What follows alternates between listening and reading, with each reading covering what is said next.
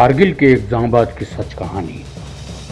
10 मई 1980 को बुलंदशहर के अहिर गांव में जन्मे योगेंद्र कारगिल युद्ध के समय महज 19 साल के थे।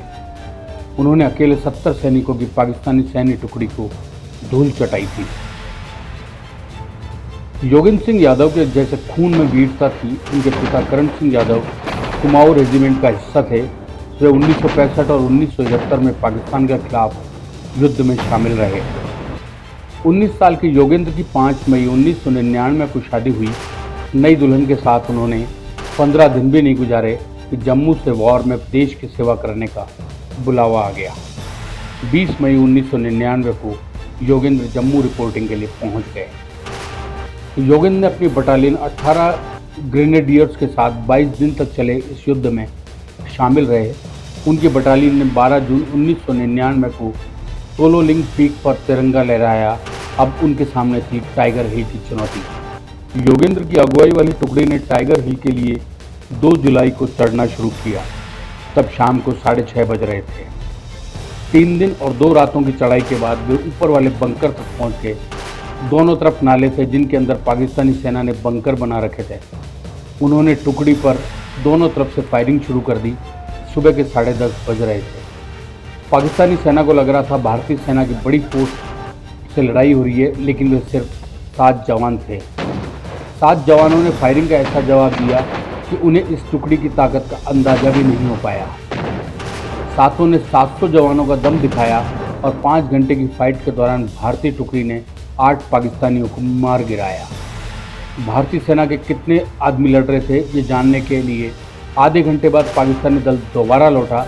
वे 70 सैनिक थे और भारतीय कुल 7। अल्लाहू अकबर के नारे लगाते हुए वे इन पर टूट पड़े। इनके पास हथियार कम थे, नीचे से कोई सप्लाई भी नहीं थी, इसलिए ये पाकिस्तानी टुकड़ी के पास आने का इंतज़ार कर रहे थे जिससे करीब से उन पर वार किया जा सके। जैसे ही पाकिस्तानी थोड़े नज़दीक आए, भारतीय जवानों ने फायरिंग शुरू कर दी। इस मुठभेड़ में योगेंद्र के सभी 6 साथी शहीद हो गए, लेकिन उन्होंने 35 पाकिस्तानियों को मौत के घाट उतार दिया। इस हमले में योगेंद्र बुरी तरह घायल हुए थे।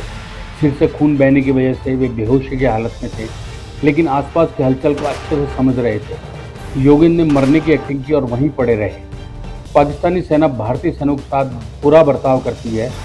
योगेंद्र चाहता था कि वे हमारे साथ कैसी बदसलूकी करते हैं। पाकिस्तानी सैनिकों ने भारतीय जवानों की डेड बॉडी पर दोबारा से गोलियां बरसाई। इतने से मन नहीं भरा तो डेड बॉडीज को अपने बूट्स के साथ रौंदा, फिर ढेर सारी गालियां दी। योगेंद्र पर भी फायरिंग हुई। उनके हाथ, पैर और जांघ पर गोलियां दागी गई। राइफल उठाने के बाद पाकिस्तानी सैनिक पलटा और उसने योगेंद्र के सीने पर गोली चलाई। किस्मत से योगेंद्र की जेब में पर्स रखा हुआ था और पर्स में रखे सिक्कों की वजह से गोली उनके शरीर के अंदर नहीं जा सकी। उनके सिर से खून बह रहा था और बायां हाथ लटका हुआ था। इसके बावजूद उन्होंने हौसला नहीं छोड़ा। योगेंद्र के सामने पाकिस्तानी अफसर इंडियन MMG पोस्ट को बर्बाद करने का प्लान बना रहे थे। अब योगेंद्र का मकसद अपनी पोस्ट को बचाना था। उन्होंने अपनी जेब में रखे हैंड ग्रेनेड को निकाला और पाकिस्तानियों की तरफ फेंका। अचानक हुए इस हमले में पाकिस्तानी घबरा गए। उन्हें लगा नीचे से बड़ी भारतीय फौज हमले के लिए आ गई है। एक ने कहा, अरे कोई हिंदुस्तानी जिंदा तो नहीं, लेकिन योगेंद्र ने अपने हमले की स्टाइल से ऐसा दिखाया जैसे नीचे से फायरिंग हो रही है। हैंड ग्रेनेड के हमले से पाकिस्तानियों ने भारतीय जवानों की राइफलें भी वहीं छोड़ दी। योगेंद्र का बायां हाथ बिल्कुल काम नहीं कर रहा था। उन्होंने एक हाथ से राइफल उठाई और 4 पाकिस्तानियों को मार गिराया। इस हमले से घबराए पाकिस्तानी भाग खड़े हुए और उन्होंने पलट कर यह तक नहीं देखा एक जवान उन पर हमला कर रहा है या पूरी फौज। योगेंद्र की यही दिलेरी टाइगर हिल पर जीत की नींव बनी। उन्हें डर सता रहा था कहीं पाकिस्तानी MMG पोस्ट पर हमला न कर दे। इसके लिए उन्होंने अपनी सेना को अलर्ट करने के लिए 500 मीटर घिसटते हुए नीचे आए। उनकी सूचना के बाद भारतीय सेना ने नया प्लान बनाया और एक ही रात में फतेह हासिल कर ली। 18 ग्रेनेडियर्स का हिस्सा रहे योगेंद्र सिंह यादव को परमवीर चक्र मरणोपरांत स्टेटस के साथ दिया गया। घोषणा होने के बाद अधिकारियों को पता चला कि योगेंद्र शहीद नहीं हुए थे, वे जिंदा थे। पाकिस्तानी सैनिकों द्वारा दिए गए जख्मों को भरने में 16 महीने का समय लग गया। वे परमवीर चक्र प्राप्त करने वाले सबसे यंग रेसिपिएंट हैं।